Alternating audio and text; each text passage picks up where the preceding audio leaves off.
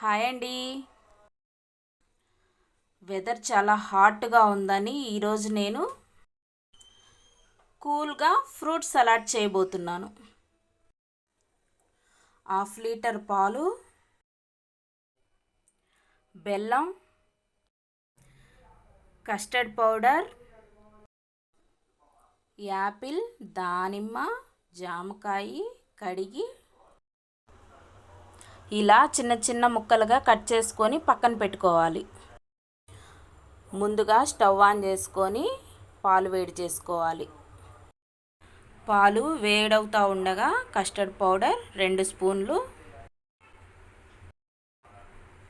కొద్దిగా వాటర్ పోసుకొని ఉండలు లేకుండా కలుపుకోవాలి. పాలు మీగడ కట్టకుండా ఇలా తిప్పుతూ ఉండాలి. ఇలా కాగుతున్న పాలల్లో బెల్లం వేసుకోవాలి. మీరు షుగర్ కూడా వేసుకోవచ్చు, కానీ బెల్లం వేసుకుంటే హెల్త్కి చాలా మంచిది. ఇలా చిక్కబడిన పాలల్లో ముందుగా కలుపుకున్న కస్టర్డ్ పౌడర్ వేసి ఉండలు లేకుండా తిప్పుకోవాలి. చూడండి, ఇలా రావాలి. గ్యాస్ ఆఫ్ చేసుకొని చల్లారనిద్దాం. చల్లారిపోయిందండి.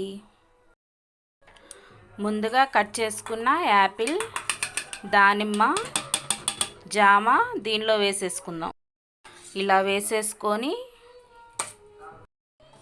ఇలా ఒకసారి తిప్పేసుకొని మీకు కావాలంటే స్ట్రాబెర్రీ, బనానా, గ్రేప్స్ ఏ ఫ్రూట్ అయినా దీనిలో వేసుకోవచ్చు.